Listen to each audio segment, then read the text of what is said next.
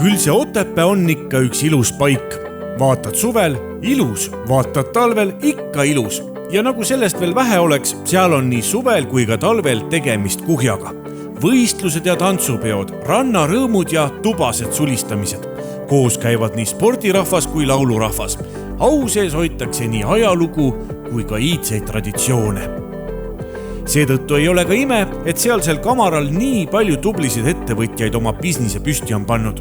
Võtkem näiteks Maie Niit, 85-aastane aktiivne äridaam, kes hakkas juba 35 aastat tagasi rajama Otepääle Edgari lihatööstust, mis siiani eestimaalasi rõõmustab. Möödunud aastal andis peaminister Kaja Kallas Maiele aasta ettevõtja galal elutööpreemia ja tänavu tunnustab Otepää vald teda ettevõtluse kuldtähega. Palju õnne Maie ja kuhjaga tervist! Otepää kaunite kuplite vahel on aga legendaarseid ettevõtteid veelgi. Nimi aktsiaselts Sangaste linnas on enamikule meist tundmatu. Kui aga tuleb juttu nende kaubamärgist Helen, teavad paljud millest jutt. Hommikupudru maitse tuleb kohe suhu ja see maitse on hea. Geenikooli õpilased ja lasteaia lapsed on saanud neid vilju maitsta juba aastaid. Geenikandis tegutsevas tehases on kasutusel Saksa kõrgtehnoloogilised automatiseeritud seadmed, mille abil valmivad kiirkaerahelbed, 4-viljahelbed, täisterakaerahelbed ning tatra- ja riisihelbed. Kogu protsessi vältel liigub teravili kinnises hermeetilises torustikus. Tänu sellele ei satu tolmu tootmisruumidesse ega ka ümbritsevasse keskkonda. Sangaste linnas on Otepää valla pikaaegne toetaja ja koostööpartner. Sama tubli pikaaegne toetus on vallal ka teiselt koostööpartnerilt, söögitoa laudu ja toole ning ka muud mööblit valmistavalt aktsiaseltsilt Sunwood. See üle 5 miljoni eurose käibega tehas pakub tööd 94 inimesele. Ettevõte on valla üks suurimaid tööandjaid. Sunwoodi meistrite valmistatud toole ja söögilaudu saab osta mitte ainult Eestis, vaid üle terve maailma. Tehas rajati endise Geenisofoosi töökoja hoonesse 94. aastal. Sellest ajast saati lüüakse kaasa ka kohalikus elus ja toetatakse kogukonda. Hea näide on see, et Geenikooli õpilased on juba aastaid saanud esimesse klassi astudes Sunwoodi poolt ranitsad. Kuidas aga saada kaunil Otepääl ringi tuisates hea kõhutäie süüa? Ja seda nii, et lisaks vatsale leiaks ka maitsemeel kosutust. Selgub, et möödunud aastase gastronoomia konkursi Silver Spoon 3-kordne võitja tegutseb samuti Otepääl ja lausa kesklinnas keskväljaku ääres. Ugandi toitlustus on rohkem kui 23 aastat seisnud hea selle eest, et iga sisseastuja tunneks ennast lahkudes vähemasti grammi võrra õnnelikumana. Nii nad ise lubavad. Ugandi restos on Põhjamaade maitsed ja Vahemere toidu valmistamise filosoofia. Kõik see nad Silver Spooni konkursil mullu kõrgetele kohtadele seadiski. Best Casual Dining, Best Service ja Best Chef in Estonia. Need ongi maitsete festivalil napsatud tiitlid. Lisaks on aga Ugandit tunnustatud ka Falstaffi restorani giidi poolt kui väga hea tasemega restorani. Ja vähem tähtis ei ole seegi, et Ugandi on Eesti lasterikaste perede liidu poolt tunnustatud kuldmärgisega restoran. Kusjuures nii vahva kui see ka ei ole, leiab Otepää loodusest ka killukese Itaaliat. Seda võimalust pakub juba 7 aastat Vidrike külamaja. Nemad paistavad silma lisaks suurepärasele maitseelamusele ka mõnusa teenindusega, tekitades tunde, et oled alati oodatud ja luues mõnusa külje kõrval Itaalia perekonna tunde. Vidrike külamaja on midagi enamat kui lihtsalt Itaalia hõnguline restoran. See on kohtumispaik neile, kes armastavad elamusi, traditsioone ja luua meeldejäävaid mälestusi. Ja tänavusel aastal tunnustab vald neid tiitliga maitseelamustega kogukonna ühendaja. Kes aga toob toidu nii restoranide kui ka kodude lauale? Eks ikka põllumees. Tunnustatud toidutootja tiitel kuulub tänavu osaühingule Kesa Agro. See on Otepää vallas peamiselt piima tootmisega tegelev ettevõte, mis pälvis mullu Valgamaa aasta väikeettevõtte tiitli. Kesa Agro põldudel kasvatatakse ka teravilja, millest saab loomasööt oma karjale, kuid osa läheb ka müügiks, nagu näiteks kogu toodetud rapsiseeme. Muide, nemad ehitasid Eesti ühe esimestest robotlautadest.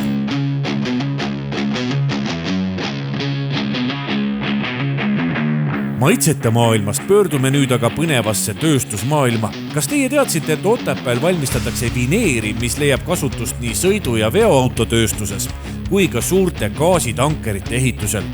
Üle 250 töötajaga UPM10 Otepää vineeritehas tegutseb siin juba üle 24 aasta. Moodsas tehasehoones käib töö ööpäev läbi ja seda 365 päeva aastas.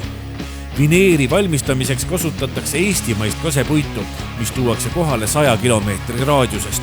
Veel kasutatakse aga nende toodangut näiteks lavade, tellingute või kõlarite puhul, aga Otepääl valminud spooni on kasutatud ka Estonia klaverites. Rääkides klaveritest ja muusikast üldisemalt, siis tänavuse aasta kaunimate helidega ettevõtte Otepääl on Kivitalu helistuudio, kus käivad oma teoseid salvestamas paljud kuulsad muusikud üle maailma.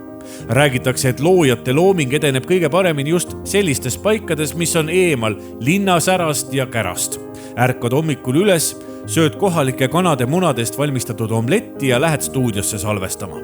Lõunasöögiks üks mõnus kõhutäis kohalikust lambast valmistatud hõrgutist ja taas stuudiosse salvestama. Kusjuures võõrustajaks ja ka peakokaks on legendaarne mees Jüri Makarov. Jüri loodud helistuudio sai muide ka üle-eestilisel turismikonverentsil parima turismitoote autasu.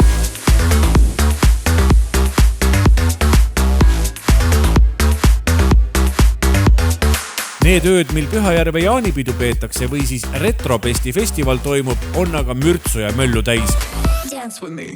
Nende vägevate festivalide taga seisab ettevõtte Monster Music, kes tänavu meelelahutusvaldkonna suurima koostööpartneri autasu sai.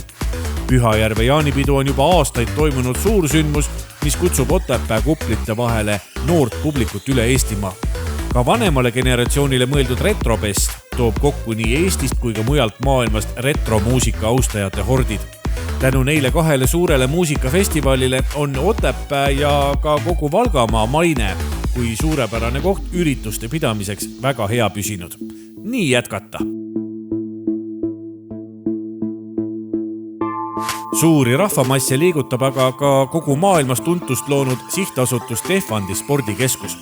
Õigusega tänavuse aasta silmapaistvaim arendaja piirkonnas, sest just käesoleval aastal valmib nende tugiteenuste hoone, kus kõige muu kõrval hakkavad asuma ka pallimängude saal, jõusaal ja ekstreemspordiala.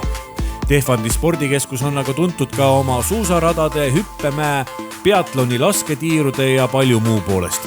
Ning loomulikult on sihtasutuse au ja uhkus Kääriku spordikeskus, mis pakub suurepärast võimalust pidada konverentse ja seminare, läbi viia efektiivseid treening- ja spordilaagreid ning veeta tervislik puhkus mitmekesise teenuste valikuga looduskaunis kohas.